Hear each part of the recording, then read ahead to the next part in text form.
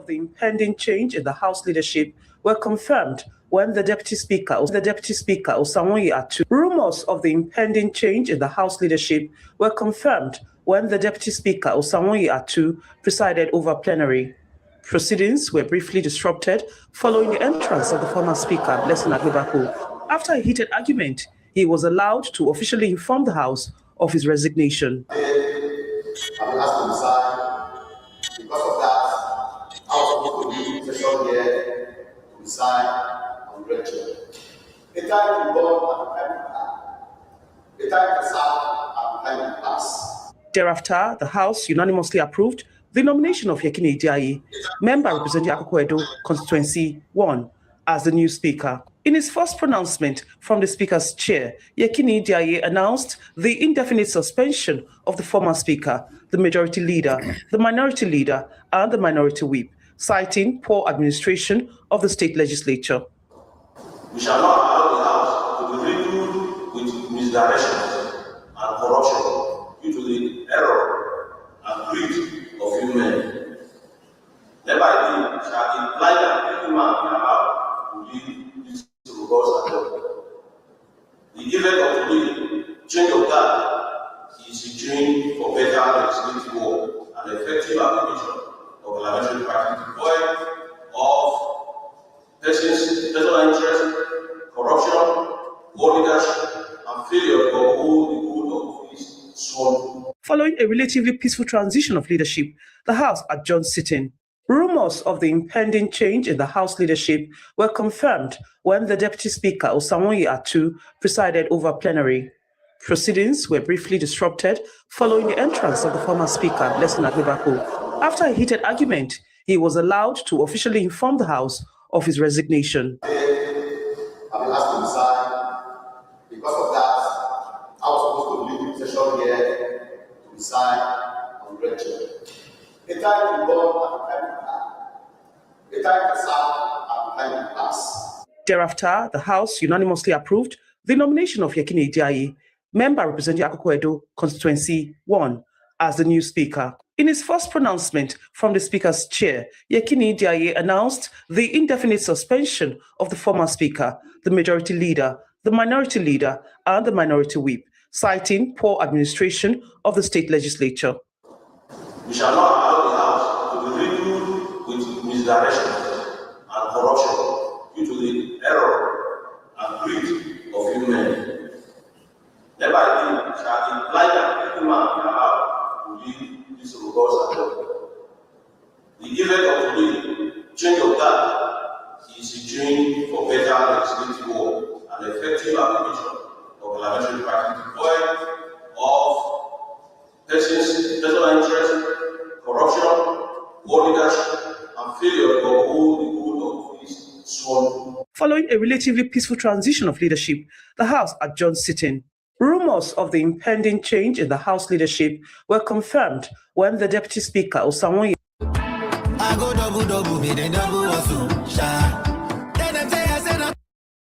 Rumors of the impending change in the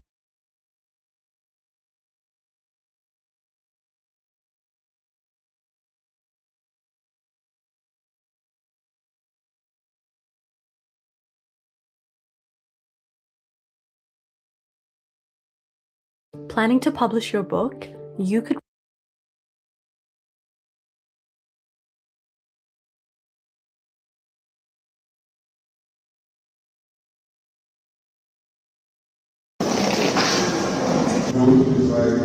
Governor Mondo Ogbewole receives the new leadership of the Edo State House of Assembly, led by Prince Yekini Idiaye, member representing Akoko Edo Constituency 1. Your Excellency, sir. Idiaye says the new legislative leadership decided to visit the governor to formally introduce itself and assures him of the Assembly's support for his administration.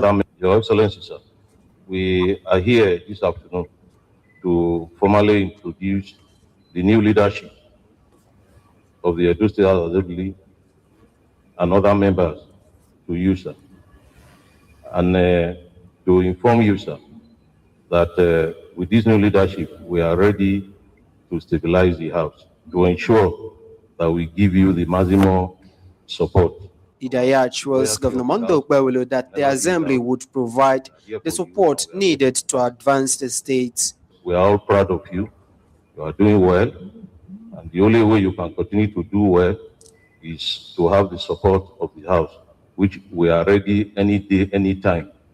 The loyalty of the House will never be in doubt. We are there for you, and we are there for the party. At any point, you need us, when you call us, 10 minutes, we'll be with you. Whatever you want us to do to move the state forward, we are ever ready. And I want to use this opportunity to thank the state chairman and other leaders of the state working committee for deeming it fit to support us in the process of the change of leadership. Because for a very long time, we have been passing through hell. With what has happened today, I can assure you that peace has returned to the House, and we are going to stabilize the House. I want to use this medium to equally thank other leaders of the party, like our father, the leader of Edo North, Comrade Adams Ushomoli, and others. Your Excellency, like the majority leader has said, today is not a speech-making day, so I don't want to bore you with words. Finally, I want to thank you, sir, for all your support. I will continue to give you the required support, sir. On his part, Governor Monday Okpebholo charges the new Edo Assembly leadership on unity, transparency, and teamwork, urging the lawmakers to put aside personal differences and focus on serving the people. That principle of integrity. The governor says political office was temporary and should be handled with humility and a strong sense of responsibility. Urges the new leadership to promote transparency, dialogue, and inclusiveness while advising lawmakers to resolve disagreements within the assembly rather than taking them to social media. The governor also says disagreements among lawmakers should be handled internally, adding that the emergence of a new leadership presented an opportunity for members to work together. We must put arrogance aside to serve our people. Because today we are here, tomorrow we don't know where we will be. Our life is like a vehicle. A vehicle, a driver is in charge, but our life is what we make out of it that will determine where we go tomorrow. He also urges the Speaker, Idiaye, to understand the responsibility that comes with his office and ensure that all members of the Assembly are carried along. He warns that failure to involve members in the affairs of the House could create another fresh division. Let me, first of all, welcome all of you. It's a new leadership. You are not just assuming office to be just an ordinary speaker. You should know that you are now carrying shoulders of many people. And you have to be transparent with your colleagues. You have to carry everybody along. The only way you can have an effective leadership is for you to carry everybody along. There is no small parliamentarian. You can have value among your colleagues. It's just one principle. That principle of integrity. Governor Okpebholo also urges the new speaker to live up to the positive comments made about him by his colleagues. The governor identifies teamwork as essential to effective legislative leadership and encourages lawmakers to raise their concerns through dialogue. Okpebholo says he wants the assembly to remain peaceful, noting that the House had operated without a major crisis for about 2 years. Has anyone actually made it to level 4 before? If you're slightly congested, use level 1. So far, so good. Everybody is saying a lot of good things about you. So you are humble, you can carry the house along.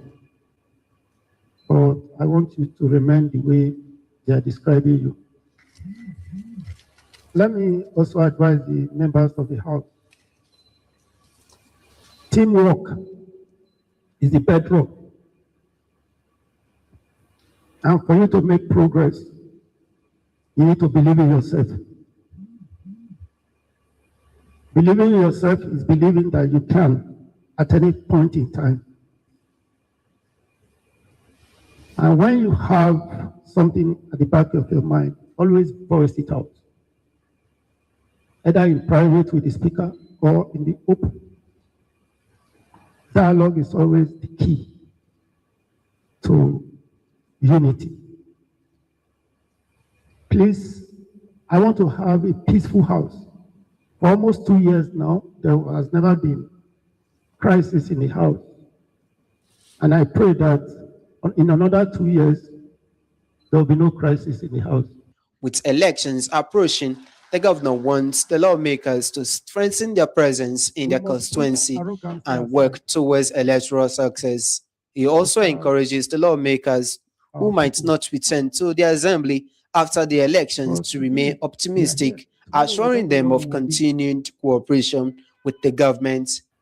So I want to thank you once more, and I pray that you people take charge of your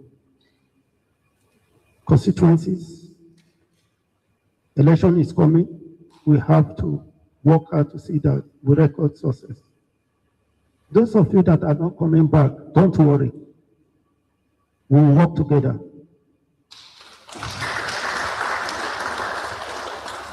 Sometimes every disappointment is not a loss. It can lead you to somewhere higher or greater. So I need you to have this at the back of your mind. Forget I've lost yesterday. Look at tomorrow. The meeting was attended by the Secretary to the State Government, Umar Musa Ekilo, Chief of Staff to the Governor Yakubu Musa, Edo State APC Chairman Jared Tenebe, his Deputy Sylvester Agbebaku, and members of the party's State Working Committee. Jude Aweke, reporting for Viewers TV News, Benin. Idiaye, member representing Akoko Edo. Akoko Edo, congratulations. Congratulations to the fresh leadership in Edo State House of Assembly, Honorable Yekini Idiaye. Abi, that's what it's called. Step into a new chapter as a Speaker of the Edo State House of Assembly. Following the resignation of Honorable Blessing Agbebaku, with a sad family set on regional stability and progress. Yes, so now our turn after Agbebaku rescue. So it's a good step in the right direction. Being the number 3 citizen of the country, coming from Akoko Edo, I think we deserve more than that, but as they say, a house divided against itself cannot progress, and a parliament is a scare crucible for lawmaking. Not as a personal luggage or lounge, today marks a turning point for the 8th Assembly. We have chosen a path of accountability, structural transparency, and absolutely alignment with the developmental vision of what our people, led by Agbebaku Rescue. That's how we want it. For too long, the machinery of our collective progress was stalled by sluggish momentum and uncalled for adjournments. That's because the former speaker, was a tutelage of Obaseki. He was an Obaseki boy, but because the governor is a man who is ready to work with anybody that is serious, he harbored him for 2 years.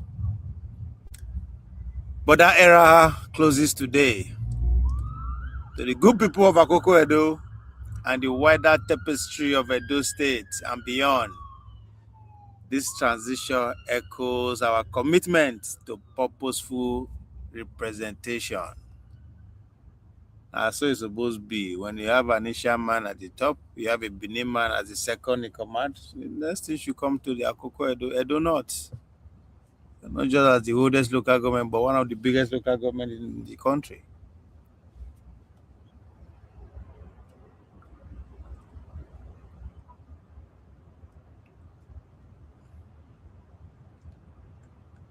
So yes, this co-trans commitment and purposeful representation. Akoko Rescue, may your days be long. We move forward with unity, keeping our eyes fixed firmly on the road ahead. The goal is 2032. Laying the groundwork for stability, growth, and effective governance that echoes well into the next decade. At least Akoko Edo should be in charge of Edo State from 2032 to 2040. Wow. What a time ahead. What a decade to look forward to. Interesting times ahead. Inshallah.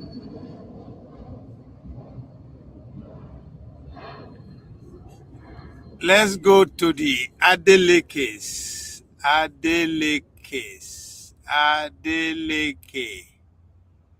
The Adele case and the Adele cause. The Adele case and the Adele case. The Adele case and the Adele case.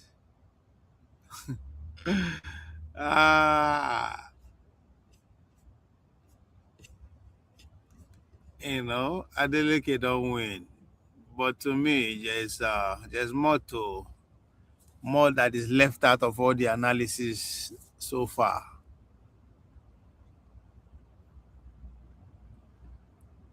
The identity politics that is displayed, glaring in national television before our own very eye. All the political pundits, analysts, journalists, they claim not to see it, even right. Why it's right in their face.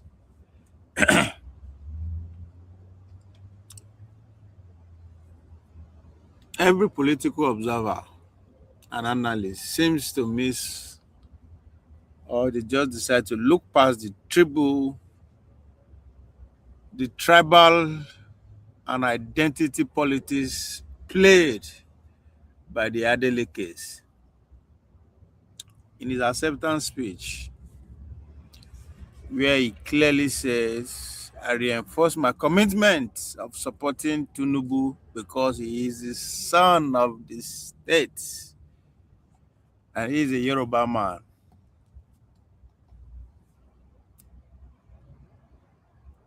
As in your face and straightforward that sounds, it seems to flew over all the major network, the platforms, all the political observers. Nobody do try even allude to that.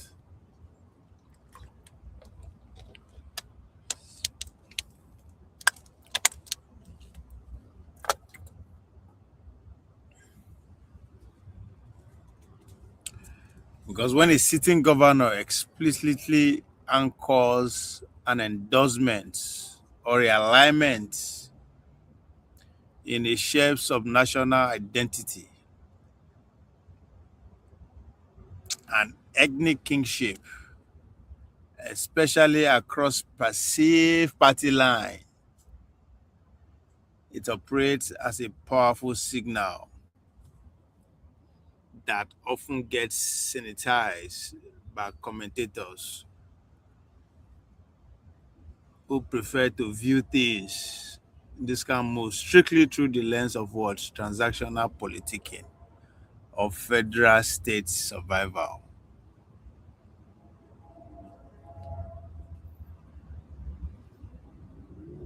Even when everything is just right in our faces. But it's okay. It's okay. We shall overcome. We shall overcome. One day, we will overcome. But the most obvious thing is that those who are supposed to be more vigilant, more on the known, are celebrating. They are celebrating.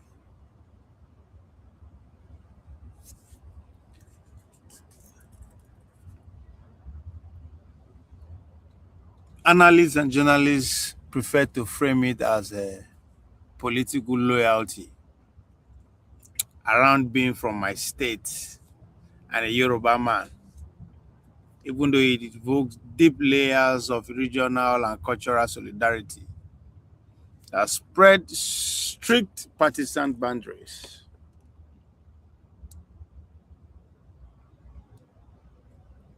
In our Nigeria political ecosystem of today, identity and ancestral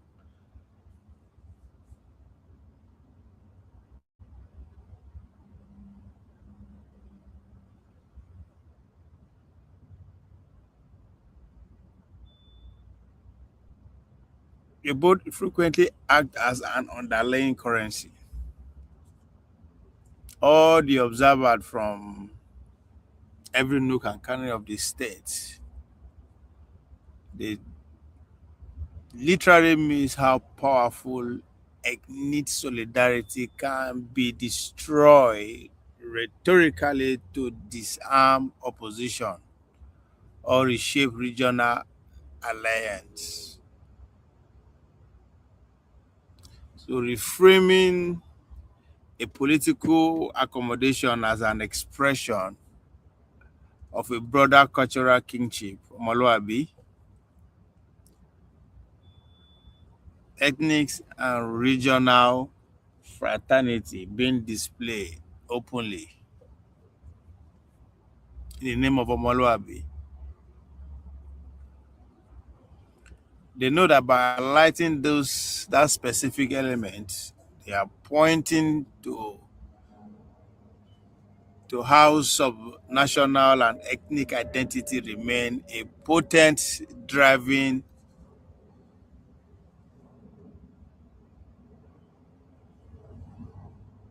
the politics that we play today. These are the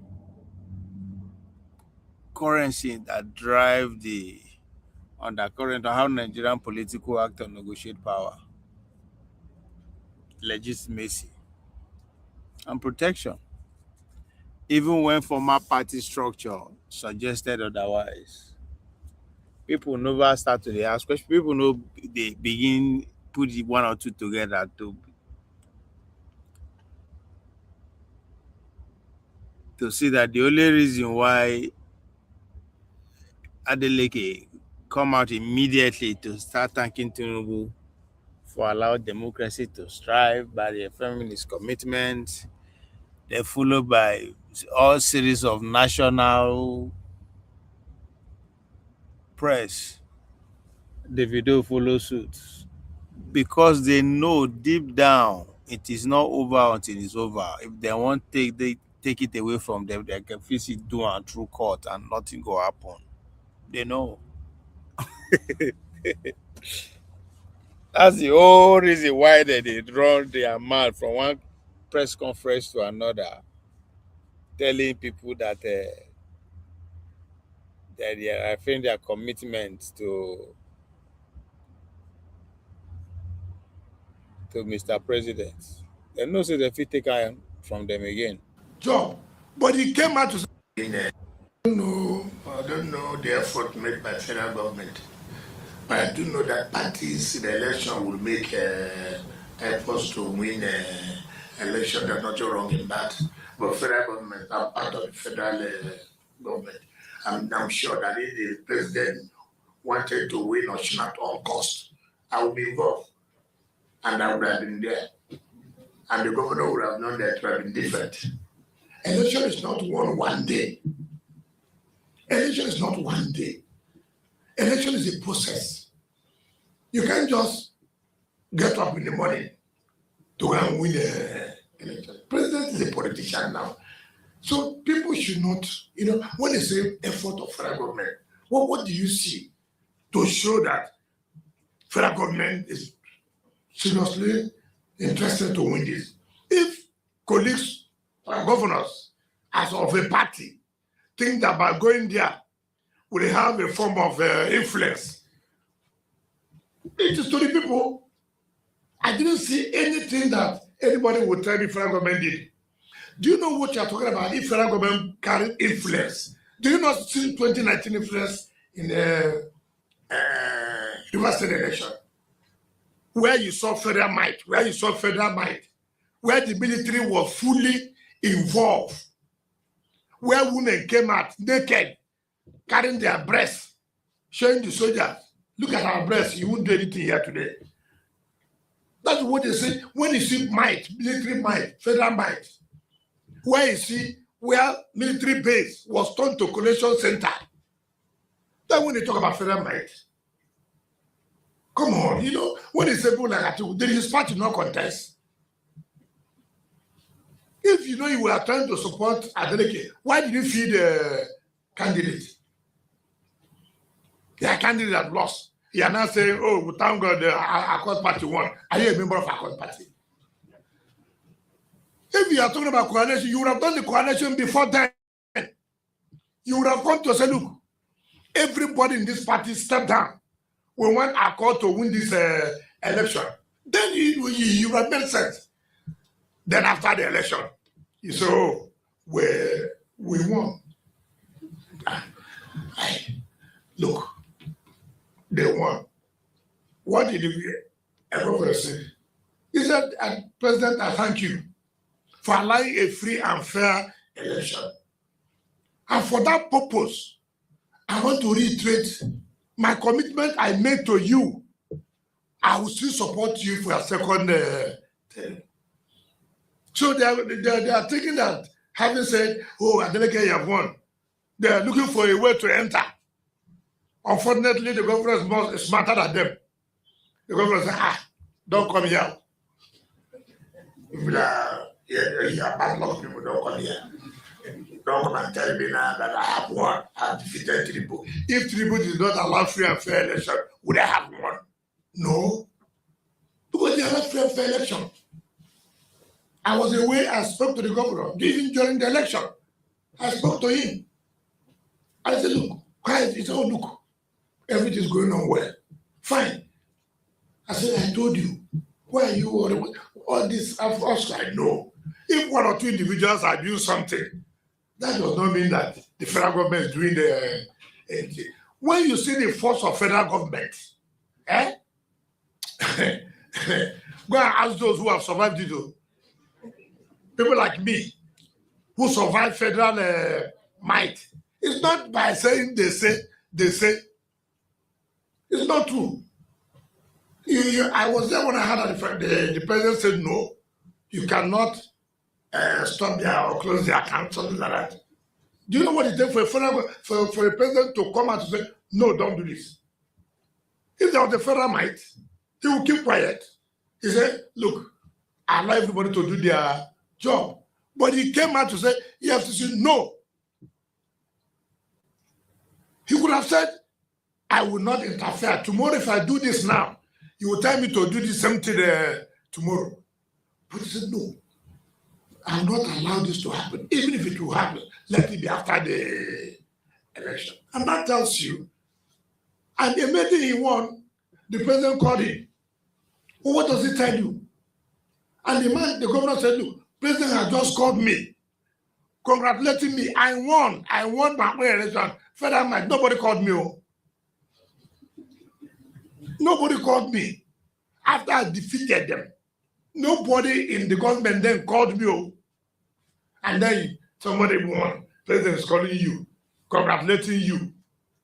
And then somebody has the guts, the humility to say, oh, after they defeated federal government. I mean, you don't invite trouble for somebody who did not look for any trouble. Adeleke, remember, Adeleke has never been too critical about the government. You remember that? Ordinarily, Adeleke would have been with them. If things had worked out well. Yeah. Alpha now.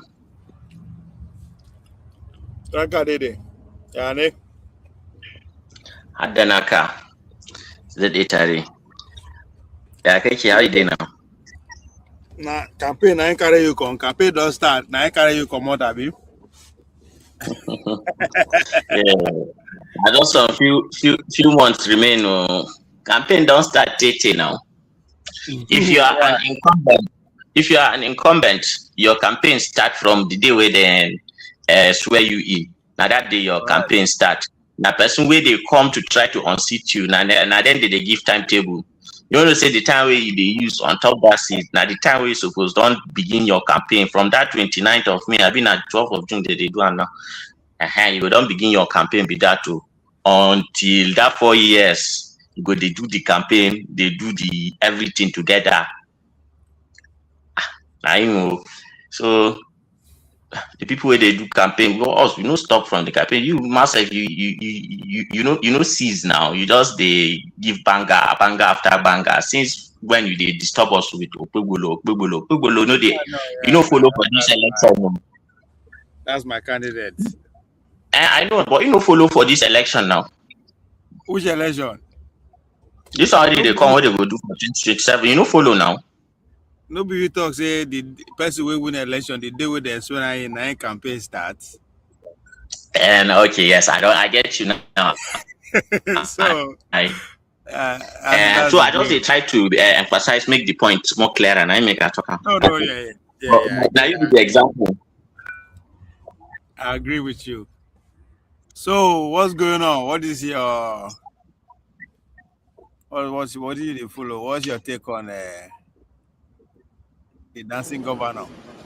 On what? The whole election. Because me I just enter. Oh, Adeleke. Yeah. And the guy is doing homework now. And I'm making day on that seat. So did his homework. And APC leadership for that special state. Now then then spoil everything. Now just make the thing just become like car crash. If not, the way the guy don't already get buy-in from the local people. This is not the kind of person you're supposed to isolate and try to push aside. So the guy who want join APCO, they know Graham, but didn't get acceptance. So no, because there's nothing they can do. Because if they accept them, a lot of them will be pushed aside. Yes. So now local power. So now greed, Kagani, it's not pushed aside per se. It's greed, and when you have not succeeded yourself, you want to see others to fail in that same endeavor. You don't want somebody to succeed before you. So all these governors for Osun, they give one term governors. They want me Adeleke case be like their own. So as they don't get Tinubu for there now, just come block them for here. Think they will fit outmaneuver them. But the guy doing homework.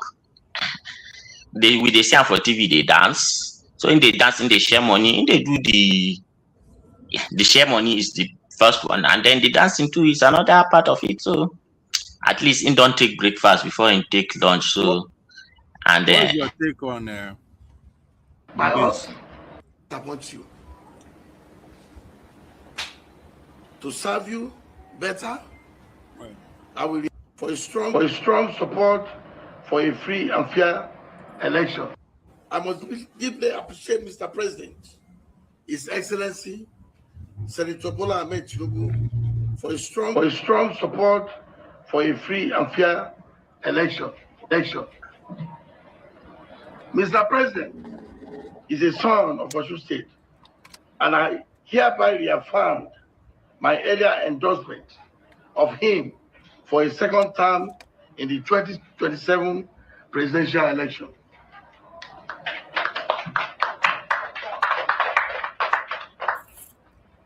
To all lovers of democracy, What do you think? Yeah, he was not. He was not supposed to be an outsider. They tried to put a wedge between him and the president, and I think the president just allowed them. He did not actually. He gave the guy the space to thrive, so he won. So those guys who did after it's not as if they don't have. They have access, but they are greedy. They want to also take over the state structures, and because this guy has, a public face of, theatrics, they think from the outside he looks like a dundee that could be, pushed over politically. Yeah. But and the financial power don't be deceived. Don't be deceived by the what did they call it, by the outward personality that you see.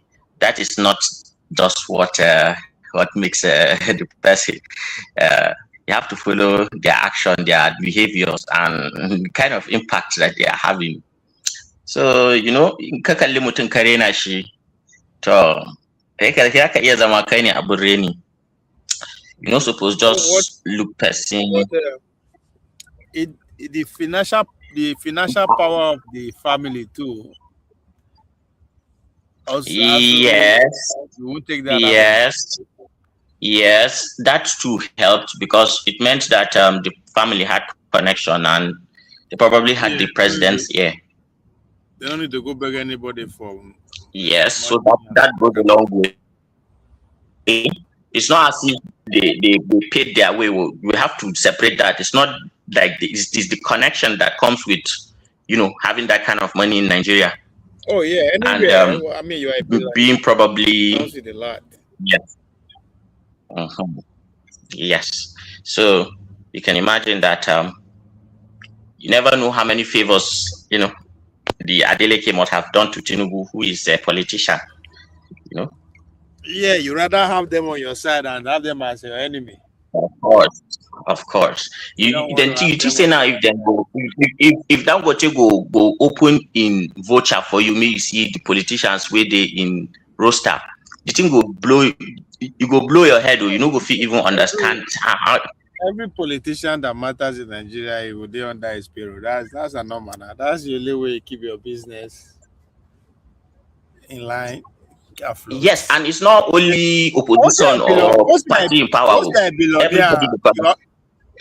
Yeah, he is also a politician anyway, so he cannot stay out of politics. He has no choice. He's not just an office aspirant. He's one of the most sophisticated politicians we have around. That's true. Yeah, man, because at that level, now connection now, now leverage. You leverage the state, the state reach and everything. Yes. Now them go govern the society at long last, because the politicians this is the beginning of the end of the politician, as we see it, and a nation state. So now all these billionaires and their corporation will finally now them go to dictate to us. No, it's not settled though. It can change. Things can change. That's the fight that we are having right now. But if evolution, it has to be, but they are not ready for the fight. No. The revolution is nonsense. Forget about it. What do you mean they are not ready for? What do you mean they are not ready for the fight? This guy. You think? I don't understand. So were they kind of revolution?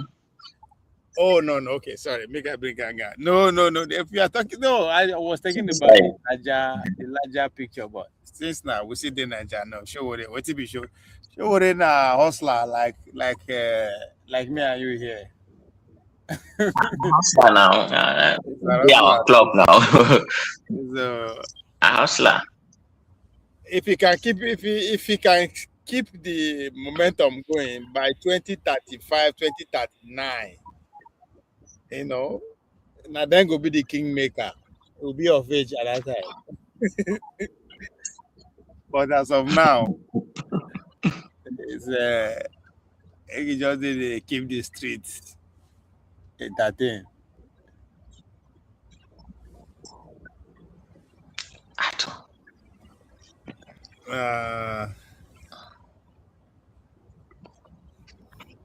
So I see that him coming out to say because he's our son, he's our leader, we have to support him. That's identity politics as far as I'm concerned. Playing out, of course, openly, and nobody seems to be talking about it. What do you expect? The politics is fundamentally ethnic and religious in this country now. That is fundamentally what it is. And you cannot just wish your ideal, on and assume that your ideal, you wish it on a society and then begin to engage in politics with the assumption that your ideal is what transpires. Then you are a big mumu. The real politician is the one who factors in all these things. The religious sentiment, the ethnic sentiment, the economy, how it is, and what are the theatrics, that even, will sell. It's two things. Like, it's just like there is what happens on the stage, it's theatrics, and then there is also the inner side, what happens actually. So a good politician, thrives on both sides, So just because I can't dance, they shake body. So don't mean say I don't know what they do. The people who are they shake body for way the thing, go shake their head, then and they are very important. The low lives in this society now, they carry people like Trump now, and power has this thing. It doesn't really power, really even like people who do not follow the norm. Like, for you to get to powerful places, being original, is one of the things that many leaders fail to, key into for them to have a buy-in by people. So this guy is just selling his personality, and because he's been original, people can connect with him. So as Americans, we both them white people don't be racist. So be yourself that like to go. To be yourself at that level, no easy. There are two kind of people at that level, right? Yeah. Those one where they be themselves, more often than none, they are self-made or they come from family wealth. Yes, I agree with you. I agree. They did not have to compromise or change their characters to climb the ladders of, Yes. So I think that's why it's there. That's why it's Trump. That is Adeleke. They are very audit like that who just decide. But every other person are just they are messengers. They are representing the bigger interest. Mostly. In their family. Mostly. So they have to pretend. You have to act beyond. You have to go according to the script. Wow. No,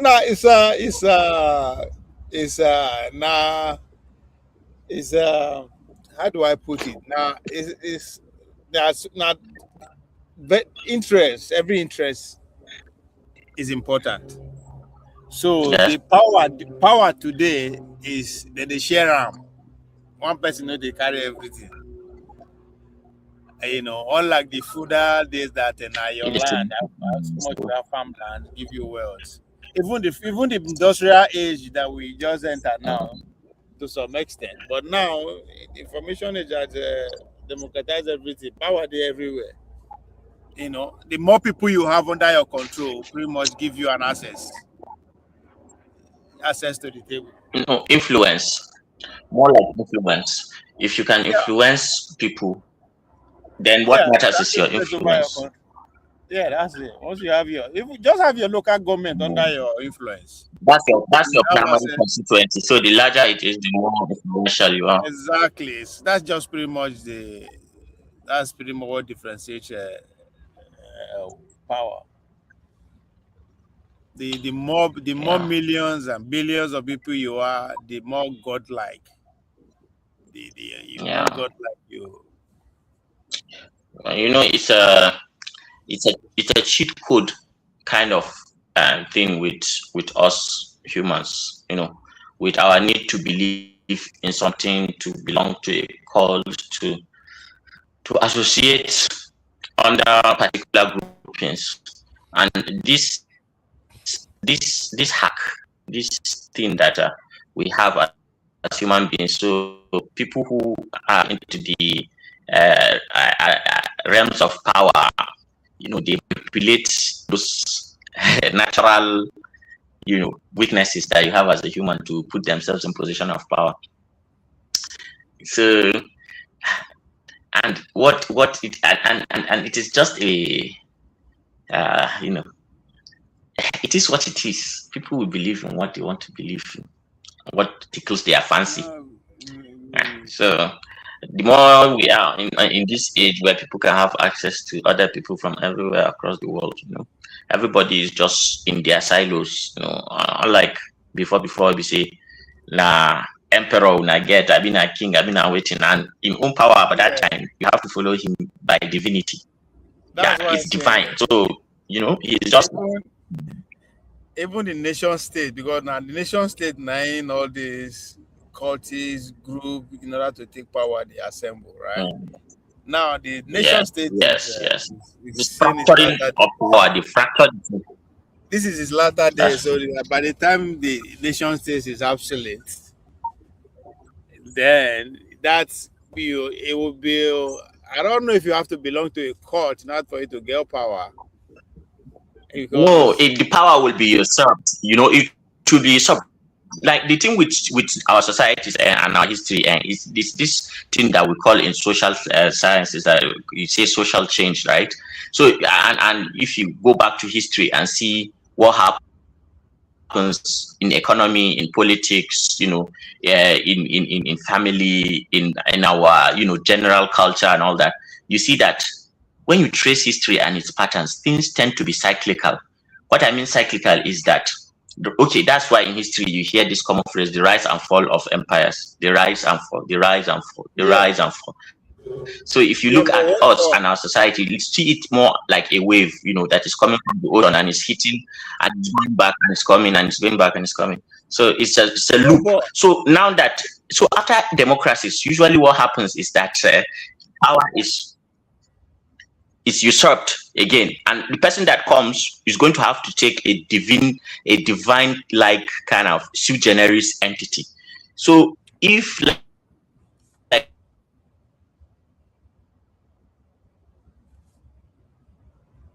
don't know, you don't the police state that it is small, and the ones who come after cannot differentiate the kind of allegiance that people give to God.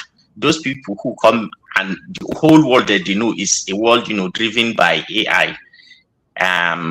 Then they will not know when they, be attributing God-like things to the AI. And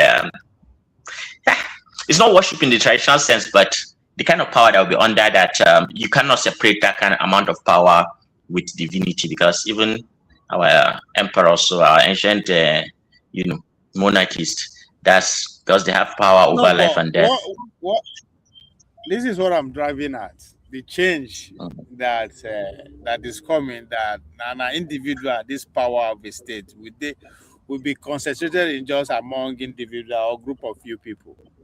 So you have to look at it from the 1700 to 1800, where we say the world is still pretty much an agrarian society, now farmers and all that. So it is the amount of farmland that you have that give you the power where you get, right?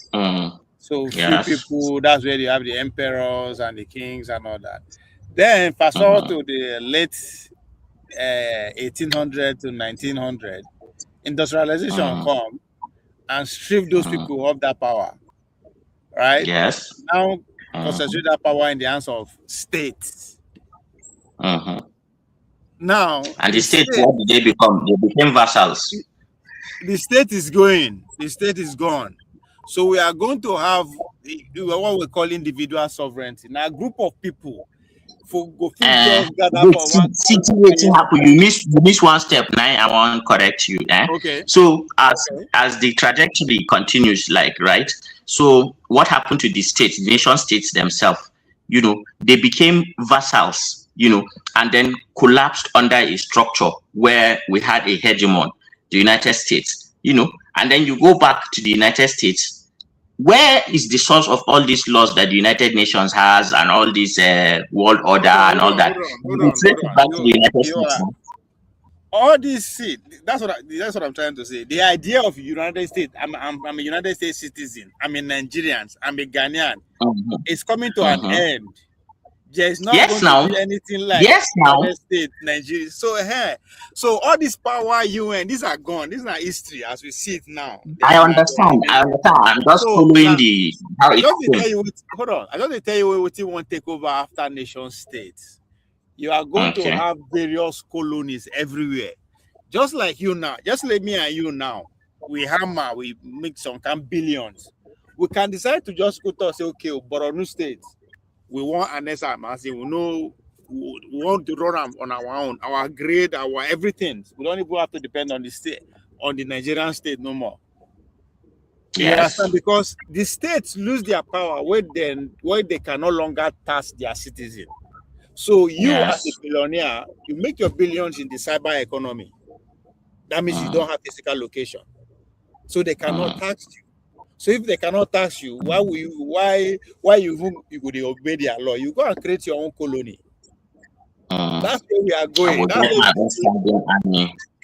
That's why we say everything now. The corporations are coming together to just buy everything. By the time you know it, there are only a few corporations, maybe 10, 5 corporations that will run the affairs of the whole humanity. Everything that you will control now, only 5 companies will get them. And you don't even know the people. You don't even know where they are. Now, just everything autonomized, everything. I mean, it's not going to be like that all over the world, but we know we escape them, especially with the race we are gravitating towards this technology and all that. So we are going to technocracy, what they call technocracy. Techno-feudalism. Yeah, so that's why I see all these politicians, everybody feel they dance, feel they do, because that's in their last days be this. You know again who you want to vote for president when you can just go on your phone and decide who you want to run your affairs. But the bad thing is that we as a Nigeria, we are the receiving end, and they're going to determine our fate outside, even though not so it be now. But now not only Nigeria. The best thing you say is third world countries. Yeah, the third world countries. Africa, South America. You don't see what they do Venezuela, what they do for Cuba now, what they do for Cambodia, what they do for now. You see, we now we see they carry paper, we see the messenger, we see they be their representative. We see because you being a president of a colony like Nigeria in the third world country, you are pretty much a messenger, right? Now you they deliver message, right?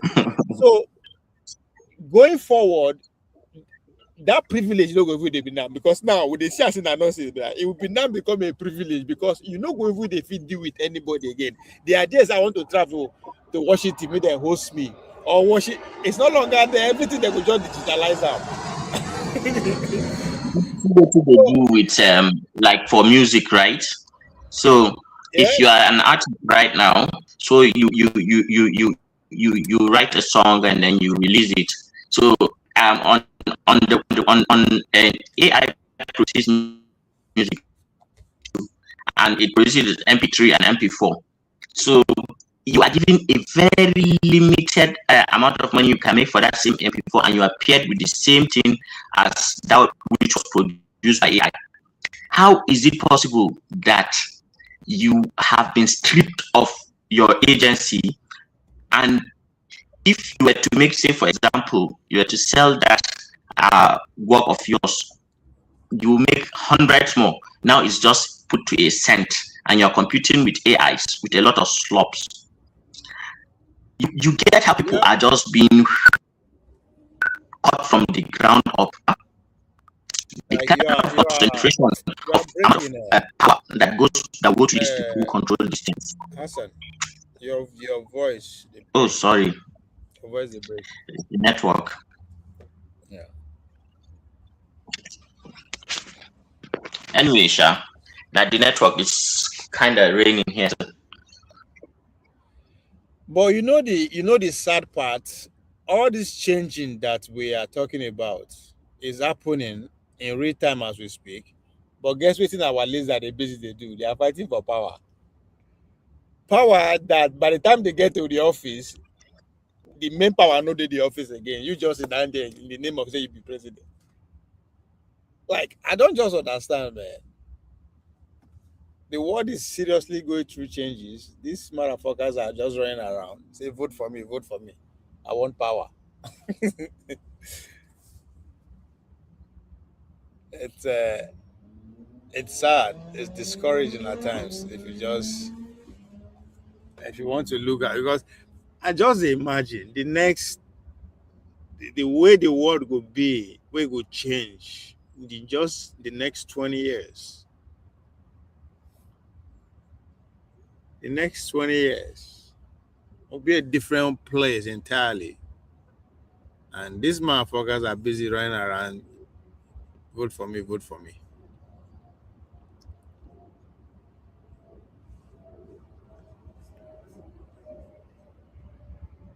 All right, Governor Fayose, let's take a break at this moment, and when we return,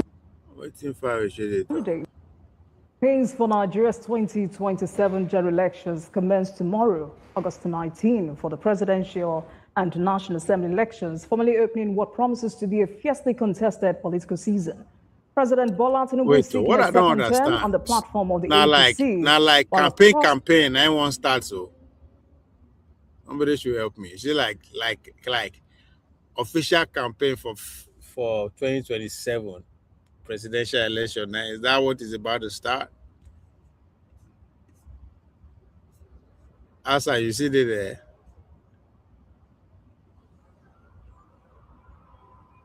That's interesting if that's what is about to start. Across the political divide, different parties are presenting their own candidates and political propositions to Nigerians. Atiku Abubakar on the ADC platform, Peter Obi and Rabi Kwankwaso under the NDC, and the other candidates are each pursuing their own path to the presidency. INEC has also published the particulars of 19 presidential candidates. But beyond the political permutations, the bigger issue is the state of the nation itself. That's our conversation tonight. Thank you for joining us. From the state of the nation to the battle lines already being drawn ahead of 2027, the outcome of the Osun governorship election, the opposition, the ruling APC, emerging alliances on the question of who can truly challenge incumbents. Tonight, to examine the state of the nation with a man who understands Nigeria's political terrain very well, a man who knows Nigerian politics from the inside, a two-time former governor of Ekiti State, former governor Ayodele Fayose, joins me on the program tonight.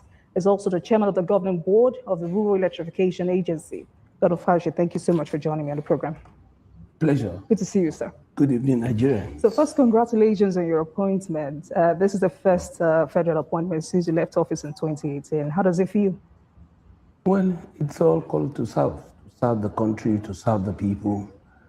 Also, the issues hinges on very critical need in the Nigerian infrastructure, which is the getting light, renewable energy to the grassroots, and the very, very vulnerable people who deserve to have electricity. It's a good thing. Did you expect a bigger role from President Tinubu? Well, even this. Oh, you as like a Consideration, straight question it's like that. enough Which one be gratitude to me. bigger role? Nigeria is a 200 and over 200 million people. That's crazy. For you to get such recognition, we are indebted to the president, and we will give our best to make him proud and serve the common man at that level. All right, let's talk about the agency just for a minute, because I've 3 different times now I've had a conversation with the MD of the agency. So the vision of the president is clear. From what you've seen already, are you satisfied with the pace at which this is happening across the country? That's disrespectful. If I die tomorrow, my family inherits 2.5 million, not debt, not a mortgage, actual. Die now. Say that again.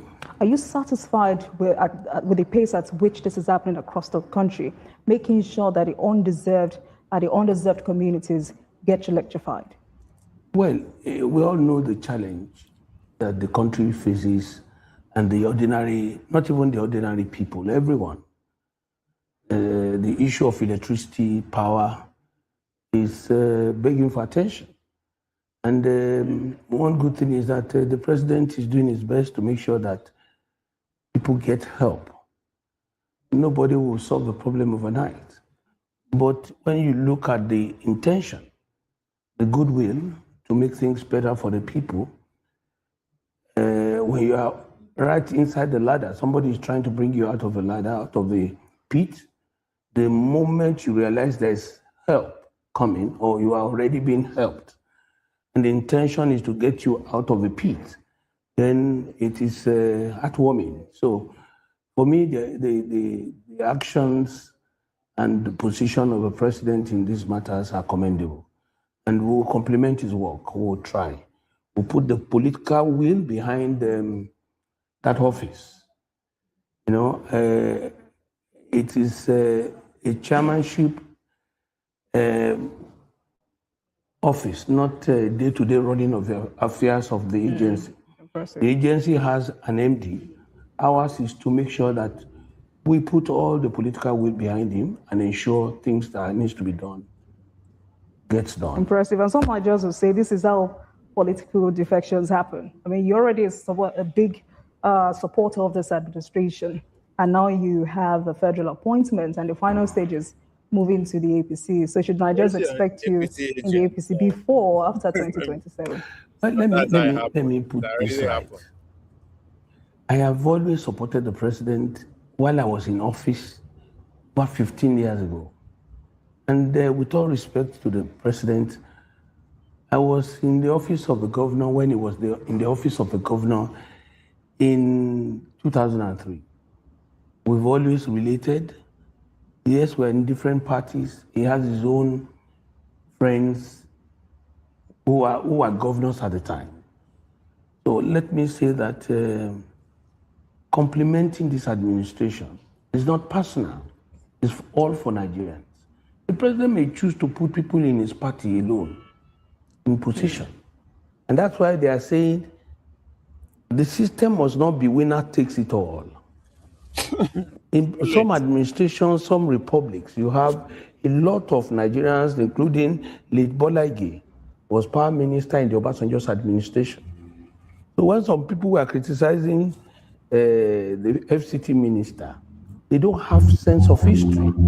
A lot of people sit in the social media talking trash, no experience, no knowledge, no information. They don't even research history. So it's service.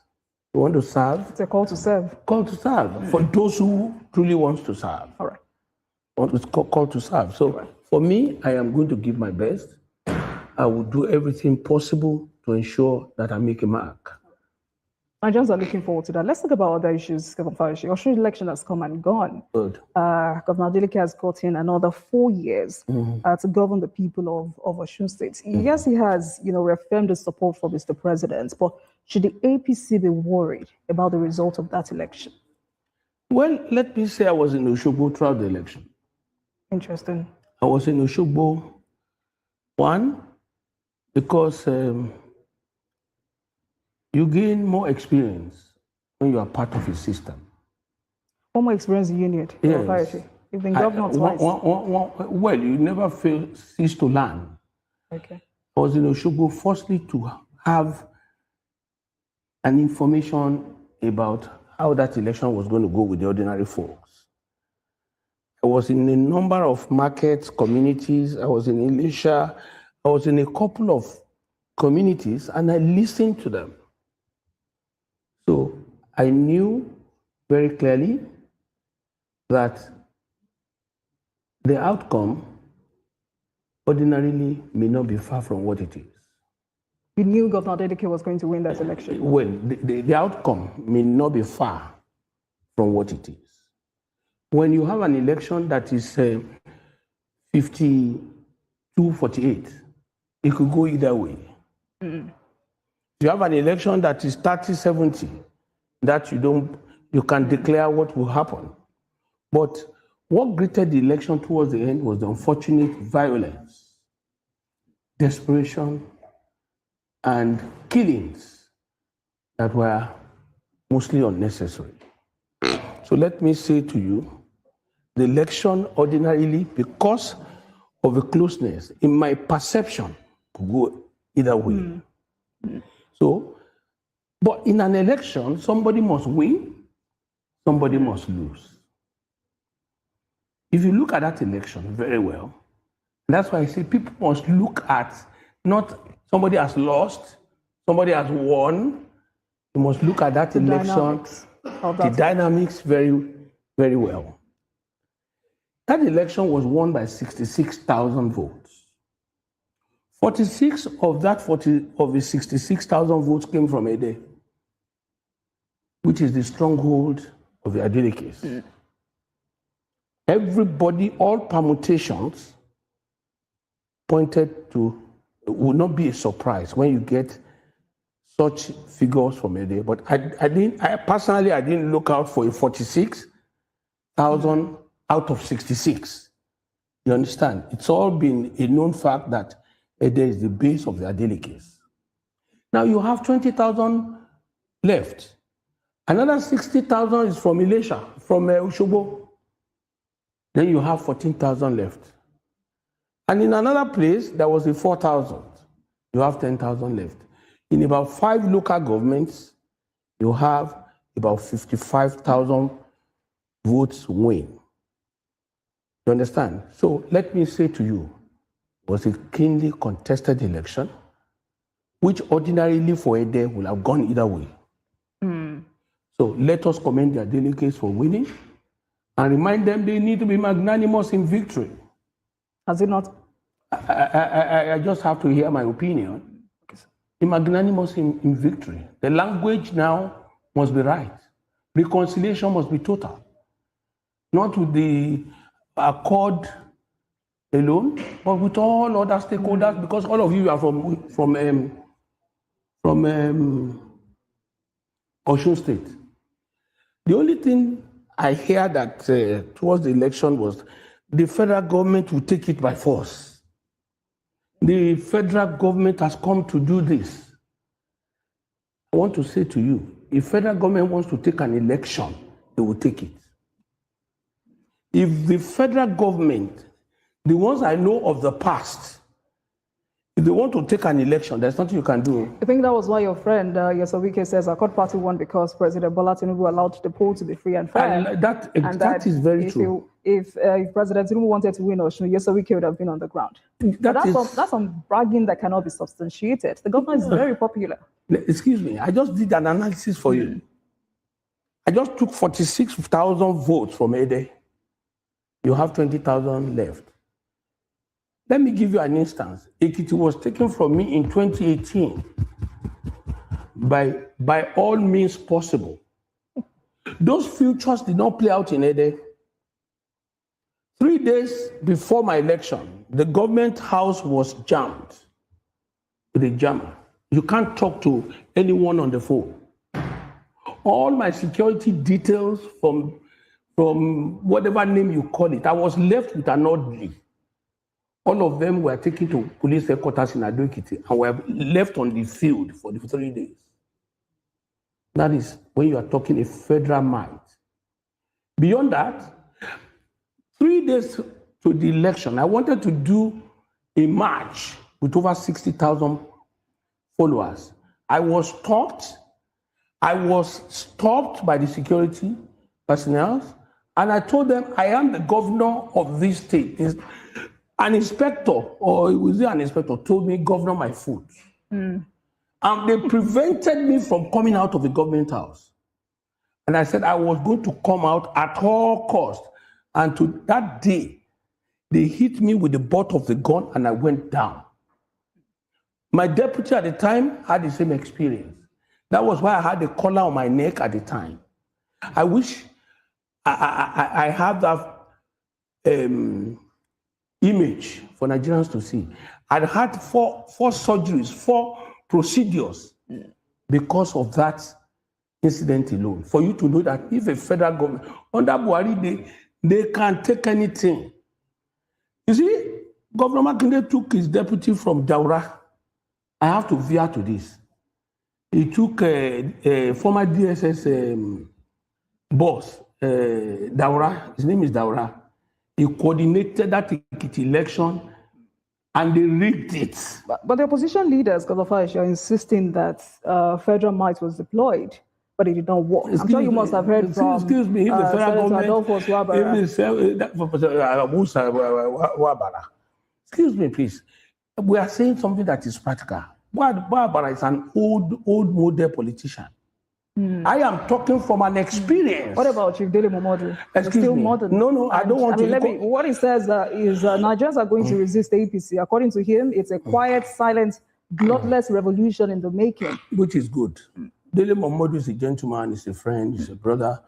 I don't want to join issues. So can Oshu be replicated across Nigeria? I don't want to join issues with anybody. I just want to tell you, if the federal government, if not for Tinubu, who has been very magnanimous in his actions, you know the way to talk to him on social media.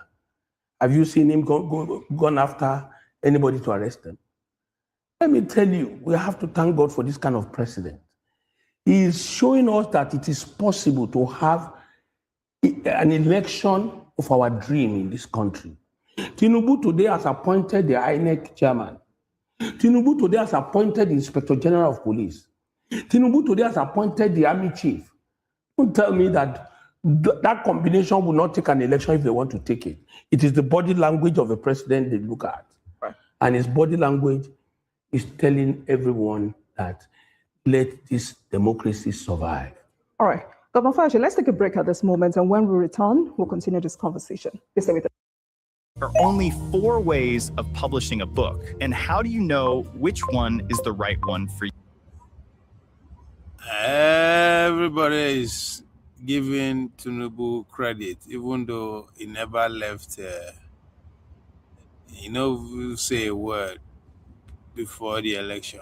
But all of a sudden, he is the champions of the election. National Assembly campaign season for the 2027 general election shortly. Those ballots are scheduled for January the 16th next year, with the governorship and state assembly campaigns expected to begin on September the 9th, ahead of the elections on February the 6th.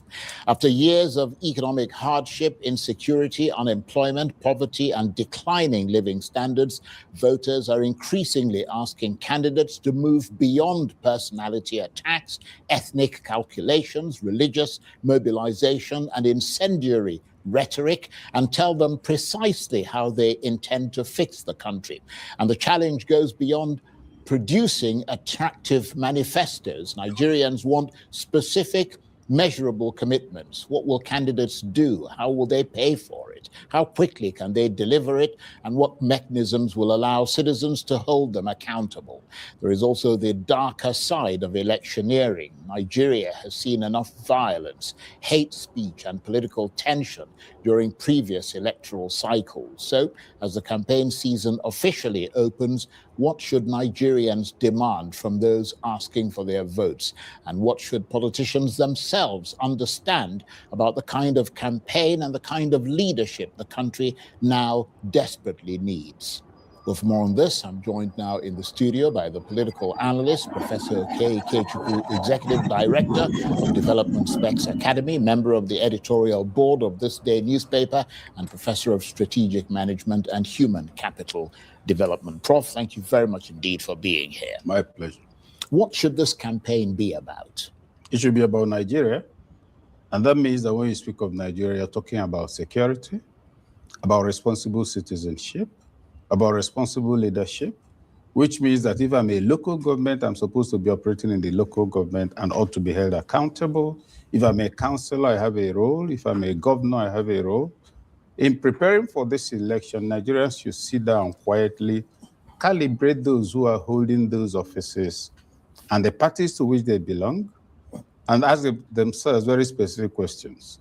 Have these people delivered on these offices? If they haven't, is it the fault of those occupying it or their party? Whichever it is, that answer should guide their vote. Then for those who are priming to take over from whoever is in power, Nigerians should also ask themselves three distinct questions. Number one, what is the personal track record of these individuals as credible persons, as people who have served the public with distinction and integrity? And then at the level of public engagement, what is it? What good can be traced to them? And what makes you think that if Nigeria is handed over to them, they'll do a good job of it? Those are the issues. Now, for the campaign, whether they're giving money or not, I've always maintained a position in recent times, and I'll repeat it. Collect the money if you must, but vote who you think will deliver value. Is that what happened in Osun State? That's what I gather. And that should be an object lesson for the APC. You see, the days of wearing a agbada, pretending or imagining that your siren makes you something bigger. And by the way, so Charles, you might notice, once people get into office, they wear slightly bigger clothing. And when they are walking, their hands hang out as if they have boils in their armpit. And that's supposed to indicate how important they've become, which is ridiculous. Why disrespecting our chairman? Oshu people said, this is our land, this is our preference, and they protected the votes. Not like Labour Party in the last election, they protected their votes. So, I understand, I have no evidence that quite substantial sums of money moved around, but well, the observers said yes, they said was so. That movement. But those who moved all that money lost dramatically. And if you look at the profile, presumed political profile of those who lost, the winning party, they were supposed to be, or they are supposed to be, the big boys of today. I mean, Abuja is behind me. It's a walkover. We'll show this man that. We'll even tell him who should stay in his kitchen. They're out. What they haven't realized is that they're also buried, because what political future will you expect from those who lost? Not in Osun, not at the federal, because their colleagues at the federal, politicians are like the hyena. The hyena, spotted hyena, is the most wicked animal against his own kind. Nobody's going to make room for them and all of that. So those are the new realities to begin to deal with. You have 31 states. I wouldn't argue about that. Do you really have 31 states? The chairmen who were suddenly displaced when the governor decamped, is he happy? Are you going to have anti-party activities? So that's on the side of the APC. On the side of the opposition, is it possible for you to come together? I don't see them preparing to do that. As campaign season don't start,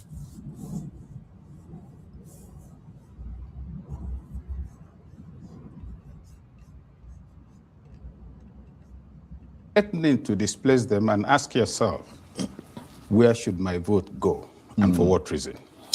That's a very good point, very good points actually, and a good pointer for people who are hopefully watching and listening. The campaign officially begins in a few hours. What rule would you impose? Because we've talked about the people.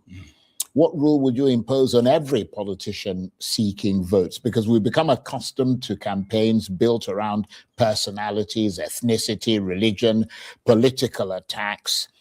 Can we realistically force the 2027 contest to become a competition of ideas? Or is that asking too much of the Nigerian political class? Because even today, President Tinubu who impressed a lot of people in Osun Officially, State by, to some extent, being hands-off, is urging political actors to shun divisive primordial sentiment. So now that officially it is now campaign season for presidential candidates, I will see a lot obedient NDC should call them. They will invest. If they invest any money for Edo State, now lost. Because we intend to give our governor 2.5 million votes.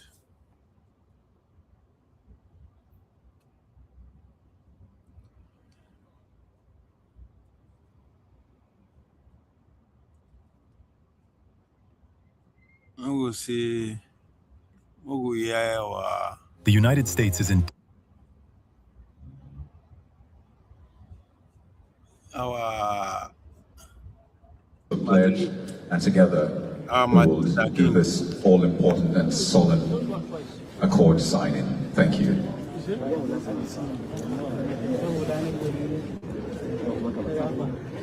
So while you're doing that, in the next 2-3 minutes, we'll all take the pledge together. In the next 3 minutes. And shortly after that, we'll proceed for the signing of the peace accord for presidential candidates and the chairman of political parties. I want to send a picture for him. So we shall begin. And I need you to say along with me, I, then put your name, contesting under the platform of the underlisted political party, contesting for the position of. What should we expect? Let's go. Others as we head to 2027 general election? Now we have peaceful, issue-based campaign. You sure will be wait to are you sure? Una don't dig into una never let Tinubu age rest. Una never let his certificate rest. Una never let the so-called drug case rest. As far as we are concerned, these are not issues that bother Nigerians. So I don't know, Obi. Ensure that our conduct reflects the office we're seeking, our behavior, and that we do the right things and campaign on issues that Nigerians are going through today. Despite the peace accord signed in Osun State, about 50 persons died in Osun. Did you see what I wrote about those who died in Osun State? When I read my tweets, I said, let us not forget those who died in ensuring that the election in Osun was achieved the way it went. Now we should visit them, we should condole their families, and we should remain prayerful and conduct ourselves in a way that in our democracy, nobody needs to die for an election. It shouldn't be. It is painful. And I wish it never happened again. Do you still believe in the process? Well, because I want to change the process, I have to go through it. So I have to believe in it. But then, some are asking that the politicians should actually live by the dictates of the content of the signing. That's what I'm saying. That's what I'm saying. No, we don't even need to sign this. We're seeking an office where we should be exemplary. You can't answer His Excellency without being an excellent person. So that process that will make you to answer His Excellency should be excellent. And the only way to do it is to conduct yourself properly. One of your fellow candidates just called for a justice accord as opposed to just signing a peace accord. They want a justice accord to be able to penalize those who go against the dictates of what you're signing here today. Do you agree with that? Well, whatever it is, whether we call it justice accord, or we call it peace accord, personal conduct of the candidate must reflect the office is seeking. Behavior, his person, any day, anytime, must reflect that office. So with what you have seen so far, sir, what is your biggest fear ahead of 2027 election? I don't have any fear except to say that, please, for the sake of the children of Nigeria, can we have an election where people's vote will count? After signing accord, peace accord statement here today, if any party, anyone violates, what should be the punishment? Well, the punishment is that Nigeria should not vote for them. So far, it's an empty, hollow ritual. We're only here out of respect for the country, and out of respect for the process, and out of respect for the organizers. You saw the one they signed in Oshun, how many people got killed after signing it? So I think the problem with all these signing ceremonies is that it's an impossible task to look for peace without justice. So I think until we have electoral justice, there cannot be anything like peace. How do you expect the justice to be done for those that violate the rules? The people who will sign first will be the first to violate it. You have a government that is against democracy itself, that says challenge as an offense. A government that is intimidating, coercing, and harassing the opposition. And I think if the government, which is responsible for 90% of the problems of elections, if the government changes its ways, even if they don't sign anything, if there's no peace accord signed, we'll have a better result. If the president can keep to his oath of office, if he can keep to his oath of office and govern the country according to the law, and make sure that law enforcement agencies, INEC, and all the organizations, institutions of government play their role well, there will be no need for signing this. But I'm just here out of obligation. But I believe that the one we signed 4 years ago, they violated it. The one signed in recent times violated. So we're just here for fun. Don't you think there is an improvement looking at the Oyo State election, our Osun State election that just passed? That's my problem. That's just an obvious giveaway that they all belong to the same ideology and the same vehicle. They are all chihuahuas of the West. If you don't believe in something, why going after it?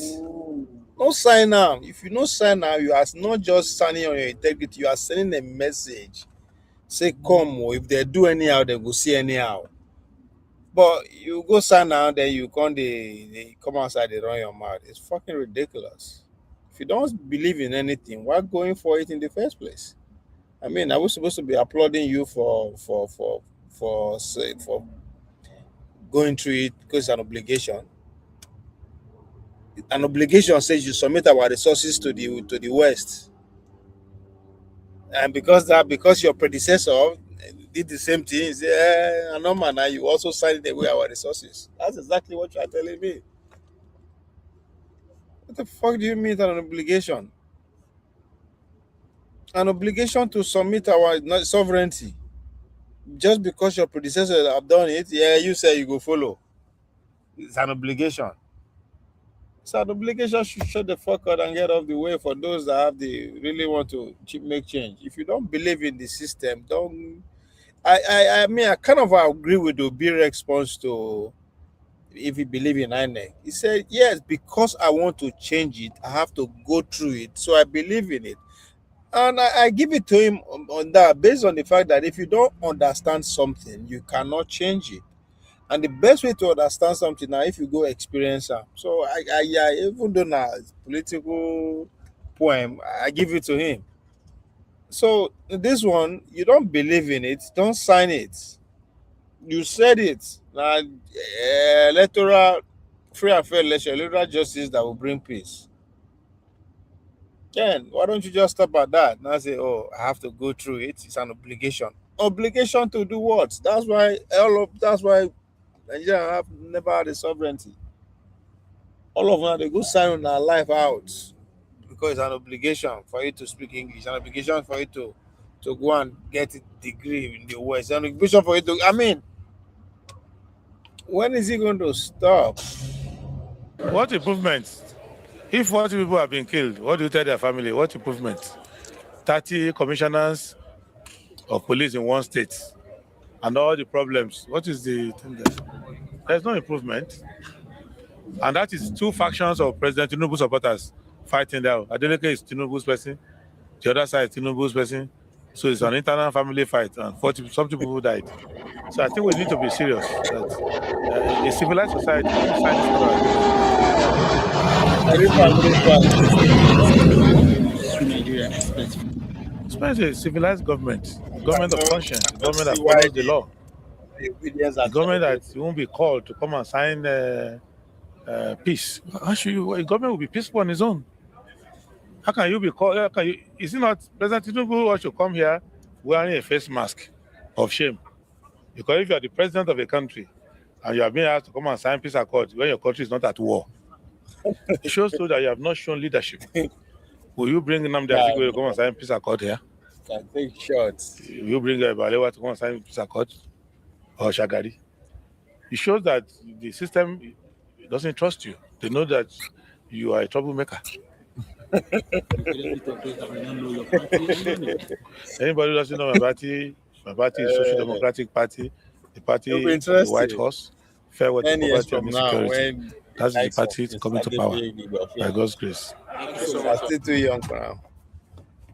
You know, when the likes of Adeboye come of age, by maybe what, 2039, he will be of age, you know, a little bit. Sure will be up there too. And who again? It'll be interesting. Yeah, they run their mouth now. We'll see if they will still be running their mouth. This one are the other parrots. But that's the other parrot with this. We are gathered here today for peace accord. I hope you will agree to all the terms of the peace in this place today. We should be asking those who are not here at this time why they don't allow peace to reign during the election. And a bigger question is, why are we signing? I think if you are listening from their speeches, you can tell how close you are to power, because your speeches will reflect your proximity to power. If you don't see as Obi speak, Obi speaking more mature, more presidential, you know, we can know he's mature, more presidential now than when he was still in the bush trying to crawl his way out into the arena. Ain't really talk anyhow too, but now it's some more presidential, you know. It shows that he tried to separate himself out himself from all these parrots. A peace accord during an election. Are we at war? So, and we're just coming from Osun election, where over 40 people, close to 50 people were killed in post during election, pre-election and during election violence. Okay. So we should be talking about how to fish out these people and punish them for the heinous crimes that were committed in that election. That's just one off-season election. Thank you. City boy, all of them, they go next year. So it's very pathetic that this nature of our politics. We have just admitted that we can't have free and fair and peaceful elections by holding this kind of events. Despite the peace accord signed in Osun State, you see how this kind of report from that state. So what do we expect? Everybody knew several persons were killed in Osun State. They were killed by the people who signed the peace accord. All the candidates, especially the major candidates. It's very sad. How come you still have faith in this process despite all of this? I don't have faith in it. I'm bringing faith to the system. Those are two different things.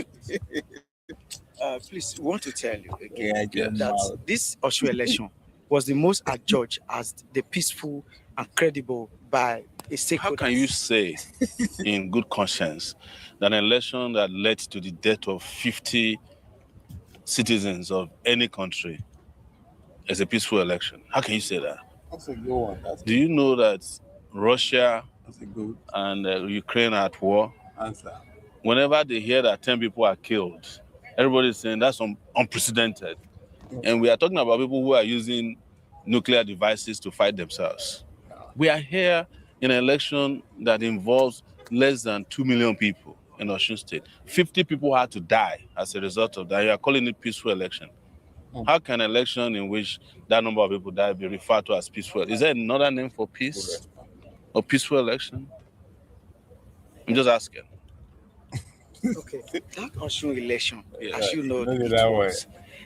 Many people will say that, oh, the INEC did a very good job. Why will you assess INEC on that poll? Even as we speak, I don't know, maybe upon arriving here, they have concluded it. As we speak, INEC is yet to complete the upload of all the election results 3 days after. So I'm just giving you that as an example. See, you may have a problem with it, but my standards are very high for peaceful, free and fair elections. If you're going to have free and fair elections, you can't have it halfway. You have to upload all the polling units into your IREP portal timeously. It must be completed before you announce the election results.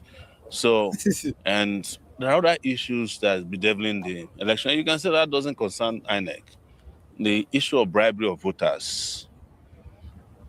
It was unprecedented in Osun State. Unprecedented violence.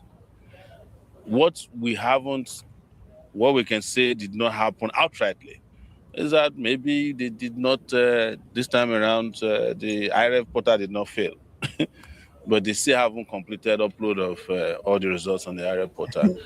So, like I said, if we are going to have free and fair, credible and peaceful elections, the standards cannot be different. We can't, on one side, lose 50 people, and 2 days later be claiming that we had a peaceful election. What happened to those 50 people?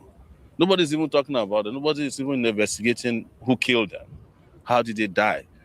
Why, under which circumstance? Why do people have to die during election? Like I said, off-season election involving only 2 million. On a more serious note, is it that the election was so seamless that from every nooks and cranny of Osun, people were getting the real-time results? Because the fact that nobody seems to be asking questions, talking about it, it seems as if everything go that way. Because, they spend days and weeks screaming on everybody's truth in the streets that they are protesting real-time transmission results. So with that much energy, we then use protest, they disturb everybody on the street. I would have expected that there will have agents from those movements and protesters on ground to monitor things. I will be giving feedback by now, good or bad.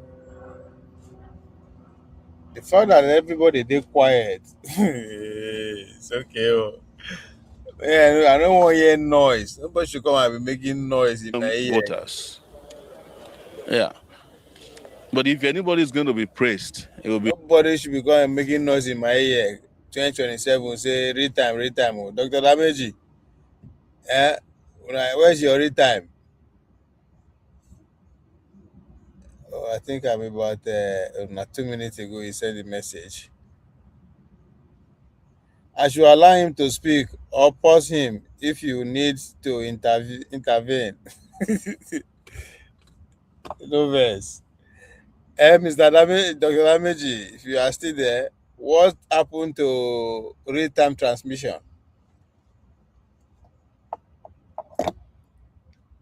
They spend about a month harassing everybody on the street of Lagos and Abuja, demanding for time. What happened? No, nobody seems to be asking any question, talking about it.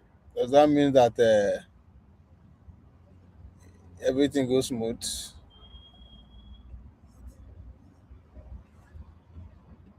It will be the people of Osun State who came out against all odds. 40% of appearance is quite encouraging, and it shows that their level of consciousness is high for election. Maybe their level of consciousness is not as high as mine when it comes to looking for good governance, but at least we must respect their choice. What rift do you have with Davido and his uncle, Adeleke? You know, I made a statement after I went to Osun State that I didn't see any progress in Osun State made by his uncle. And that his uncle, as far as I'm concerned, has nothing upstairs. And Davido reacted on Twitter that because of that, he insulted me, which I'm very used to. And but I've been proven right, because after the man won, he made the most egregious mistake of his life. He endorsed Tinubu. Only a brainless person would do that after getting the endorsement of your state electorate. In an election in which the Tinubu's people killed, between the two of them, because nobody knows who killed who now, killed a lot of people. And even Davido himself has now stated that politicians are evil, right? And he won't have anything to do with politics again after this one. The only reason he got involved with this one is because his family is involved anyways. So they are using Osun State as their jackpot. But after his brother is back in power, he said he suddenly realized that politicians are evil. But that's what I was saying, that politicians are evil, including his uncle, who I said has nothing upstairs. And what he said after the election even showed that he has to be one of the most foolish people. If you want to endorse Tinubu, it's your right. But to claim that you're endorsing him because he's a Yoruba man, you are a state governor, for God's sake. Nobody can even claim that everybody in Osun State who voted for you is a Yoruba person. There are Igbos there are Hausas there are Muslims, there are Christians. So you are endorsing Tinubu as if it's people that were killed during the election violence were not Yoruba people. That's why I repeat again that the man has nothing upstairs. Maybe the only any brain he has is under his feet. That's why he knows how to dance very well. How Nigeria will be able to decide which of anyone is a saint to deliver the country? It's not about being a saint. There's no, only the Catholic Church. What thing I noticed, Nansha already pointed out. You are endorsing the president because now you're a tribal person, because he's a son from. That is right in your face. But again, kudos to Showore. Every other pundit, analyst just decide to just look the other way as if what he said is normal. May OT grand press conference and said he endorsed Obi because he's the son of Anambra and he's an Igbo man. And see how the whole media are going to erupt. Like Adeleke is talker, he's defy, he's a user and sing. At this point, he's supposed to get album for that. They came out to say, I reaffirm my support for him because he's the son of the soil, the son of the state, and he's a Yoruba man, the name of Omoluabi. May OT, when OT go on endorse, OT call a press conference and say, I'm endorsing Peter Obi because he's the son of no be Omoluabi now. Nah, it's an Igbo. Like but okay, now Anambra son, and it's an Igbo man. That's why I'm supporting him. That day, the Obi go lose election. In fact, they will call for his head. They will say he won't burn the country down. He is responsible for all the evil of the country. This is the reason why Nigeria can never be good. Like this man, they talk him blatantly. In fact, they display am for all their channels, all the national television they carry am. I am supporting Tinubu because he's wise, son of the soil, and he's a Yoruba man. Everybody keep quiet, mute. Hey, we deceive ourselves. Show okay, I give you that one, I give you that one. 2-0, Nabila 2-1. You try. Yeah. Put up people as sense. Politics requires people with vision. All right? People who have a mission, people who have character. Nobody's asking for a cent. You know, we are not trying to elect the Pope. We're trying to elect a Nigerian leader who can serve Nigerian people. So we are looking for people who can serve, not saints. You know, somebody can be a saint in one area and not be a saint in the other. Even the Catholic Church, where they canonize saints, some people disagree with them. Like Mother Teresa was once canonized as a saint. There are people who feel otherwise. But that's not the conversation we're having. The conversation we're having is not for sainthood. If we are telling you that your country can experience peace, progress, and prosperity, and we have shown you how to do it, that is the sainthood we are looking for in politics. If somebody comes and tells you that he wants to do it and he's done it before he has failed, that is not a saint, because you have caught him with their hand in a cookie jar, stealing your resources. They've ruined your country. They've created conditions that breed violence and poverty.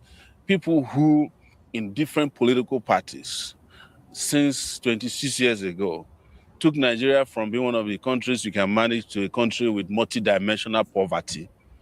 You know, you can't call those ones saints. Those are villains. First peace accord that we signed over the years. Yes. We've seen dispensation over dispensation, peace accords being signed. But does it really change anything? It doesn't. And that's the sad part about it. It's one of our national election rituals. We also attend not because we believe in it. It's because we have time on our hands. And also, in some regard, it's an opportunity to socialize with the other presidential candidates. Last election, I sat next to Tinubu, and we didn't socialize anyway, so we sat next to each other, and that's the last time we saw eye to eye. But this is an opportunity to also let Nigerians know who the presidential candidates are, and our disposition towards peaceful elections. So if you say it doesn't make a difference, what do you think will make a difference in terms The reason I say it doesn't make a difference is that the people who signed peace accord in Osun State killed 50 people after they signed the peace accord. Didn't you guys cover it? So if you meant anything at all, why would you sign the peace accord and then go and carry a gun after that and kill 50 people? So what will you be expecting after signing today's peace accord? We conclude the ritual and move on to campaigning. I'm more interested in campaigning, and this also presents an opportunity for Nigerians to know who the candidates are. This is the first time all the candidates will sit together. And this will become a ritual. It is a ritual. I'm not deceiving myself. We're going to finish signing the peace accord next tomorrow. You hear about violence propelled by the major parties who are here. You don't need to be deceived. We just came from Australia election. That's an off-season election of less than 2 million voters. 50 people have to die. So maybe what the peace accord needs to do is also have to have a justice accord that will follow if anybody then go against the peace. The terms and conditions of the peace accord, they can be picked up and tried. Because I don't know why nobody's talking about these 50 people that died in Osun State. Not even the candidates that won, not the other side. Nobody's talking about them. It's like we have just sacrificed them to the gods of politics, and we should all go home. You'll be having an opportunity of seeing President Tinubu face to face and close. Today? Today, maybe. It doesn't look like it's coming. Are you sure? I want to know whether if he comes, are you going to tell him those things that you always talked about? I think they have separated me and him. Our seats are far apart. So now I'm AAC. And before you get to APC, I think it's far. And they might have done it deliberately so that we don't sit next to each other. But if I see him today and I have an opportunity to tell him, and I say, sir, we sat last time and I told you will fail, and you have failed. So what's next? When are you retiring? Have you asked the reason why you have been separated from the seat? Now, see, interestingly, last time we fought against the way they set up. what they did last time is they put the major parties as the first, second, and third. And I fought them that it has to be alphabetical, as we have our names on the ballot paper. And that's what they did this time around. So I believe Father Shuri pointed out what I came to talk about today, at identity politics. The fact that in the name of victory, in the name of, I don't know, Adeleke put it out there bluntly that I am reaffirming my support to Tinubu because now Yoruba man is son of the soil. And everybody keep quiet as if the man not talk anything. In fact, they plan to our face. Because the truth remains that the only way Tinubu go to win is landslide now when the election go along that tribal line, along religious line. I mean, it's obvious to the blind. The same thing Article 2 is banking on. Article is even more of a proponent of that identity politics than Tinubu. If there's any way, if there's any part to presidency for Atiku's future at all, now via dividing the country along a religious line or tribal line, after all, being will be the first person that did it. So this is, I mean, I don't know. The fact that what would have been the excuse? Because the fact that they see they show him is not, at this point, it's not even a mistake, it's deliberate. Because be saying flippantly, he read them as a scripted speech he deliver.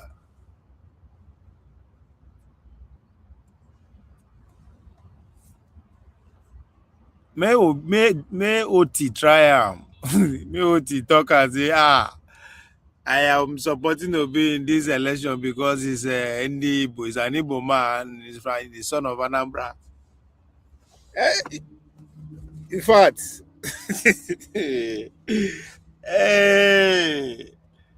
a lot of that time go need say people see commentators and pundits and analysts say this word. They will go iron their suit and kaftan, come begin talk rubbish. How Obi want to destroy the country? How Obi want to separate the country? How Obi is responsible for bandits? How Obi in fact, now deliver the letter wey start civil war. It's a fucking ridiculous now. I mean, say I'm reaffirming my support for Tinubu because he's a Yoruba man and he's the son of Osu. Damn, just like that. Just fucking like that. And everybody, people are jubilating and celebrating. It's okay. It is well. What is waking up to?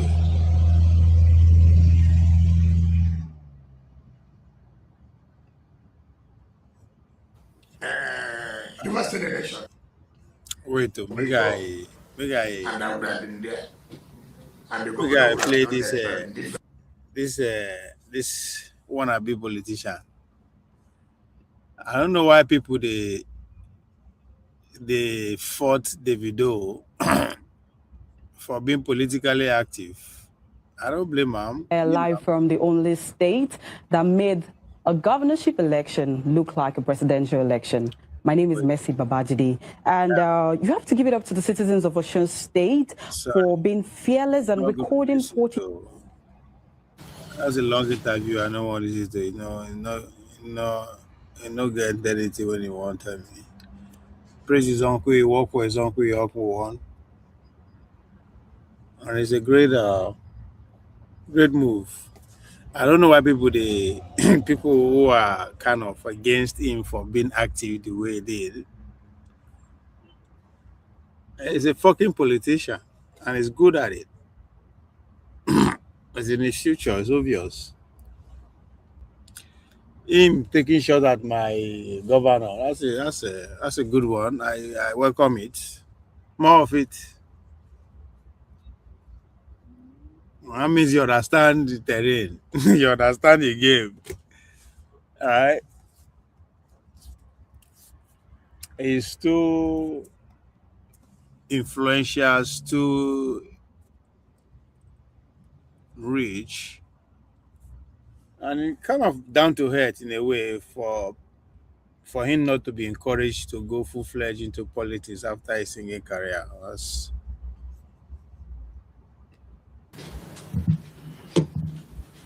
This one says my food. And,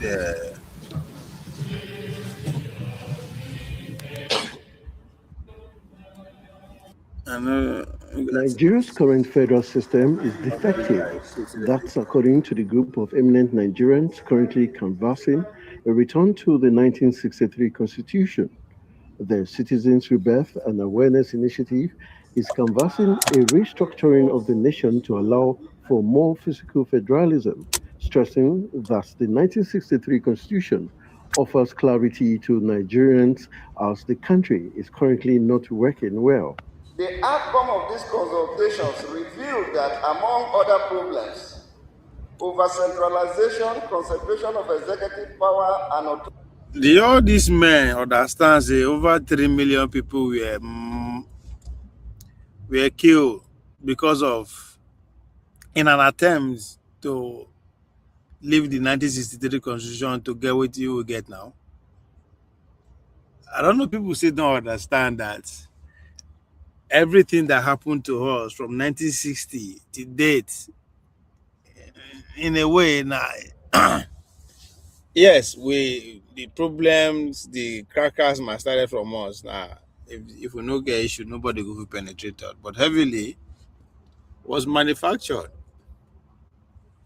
All the assassination, the overthrown, the civil war, it's all to get to what we have now as a constitution. And you won't change that. I'm not saying it's not possible. I'm just saying that I hope you guys understand the consequences that we likely comes with it. I'm not saying it's not possible, but the better we understand it, the better chance we have in changing it, because it's not just going to come by delivering speeches. Authority at the federal level were the most disturbing factors responsible for the fractured unity and stunted economic growth of the country. The people who put them for them will not listen to them. They will take charge. The people who are the voters will take charge. We are not going to leave the thing to the present crop of politicians. They are not serious. Recording 42% voter turnout in the just concluded election. Well, despite alleged threats and killings that marred the electoral campaign and the build-up to this election. The recent election, which of course had the entire country on the screens, won by Governor Ademola Adeleke, who of course is the re-elected governor and is going to be the governor for another 4 years. Now, the recent election was, of course, the entire world rather on the screens. And then let's talk about this election. We can talk about this election without talking about the major force, which is none other than Davido. Is popularly known as Davido, but then his name is David Adeleke. Is known as Chiama's husband, a global superstar, nephew to the re-elected governor of Osun State, the unexpected nightmare to the opposition party, according to some people. Well, Davido in recent weeks has showed that social media shouldn't and cannot be underrated. And as the battle for Osun State was not just fought on the streets of Osogbo, it wasn't fought in just Ede, Iwo, or Elisha. It was fought on the streets of Twitter, Facebook, Instagram. And this was brought to life by none other than Davido. Hi, good afternoon. Thank you so much. How are you? I'm good, man. Well, everybody has said the first question I must ask you is, how is Choma? Because she's not just your lover, she's our lover. Yeah. Is she good? Okay, all right, our regards to her. And now let's talk about elections. You were a major force in this election, using the social media, of course, as a powerful tool. Some persons are asking, do you think this further put all of the stakeholders in check, rather? Because, of course, one moment I'm seeing your tweets, the next minute I'm seeing Instagram. Yeah. Do you think this further helped put most of the stakeholders in check? Definitely. I don't think, when was the last time? First of all, you have to look at it like this. Okay. Leading up to this, a year, 2 years ago, 2 years into my uncle's administration, you know what I'm saying, we're building roads, we're building flyovers, the people are happy, we're paying salaries on time. Like, they've never seen this kind of administration before. You know what I'm saying? So I never had in doubt once that we're not going to win. That was 2 years ago. Very confident. 2 years ago. 6 months ago. Started hearing things that almost these people are coming. You know, I have a lot of friends in the opposition party as well. Okay. You know, very close friends. And as they just started, they'll be playing with me. Will they come? Will they come? Will they come? Then before you know it, Oshun becomes a war zone. Literally. You know what I'm saying? Before I came for the last rallies that I stayed for before I traveled to London, when I was leaving my house in Atlanta, I looked at my twins. I said, God, please let this not be the last time I see them. Because I felt like I was going for a war. You know what I'm saying? You're killing people every day. You know, you're freezing our accounts. You're taking us to court. What didn't they do? Do you understand? You're talking about a sitting governor. You know? So, you know, it just got to a point where it was clear that these people were ready to do anything to snatch it and take it back. You know? So, like I did in 2022, I followed them bumper to bumper. Do you understand? Yeah, I get that. All my social medias together, the three I used, together, I reach about almost 70 million people. If I do like that's 70 million people. Do you understand? So I know the power that I have, not only on ground, but online. And the good thing about this election, it showed me that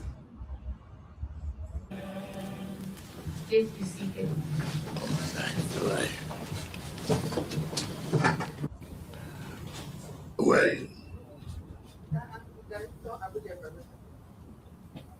Abuja environmental. You look environmental.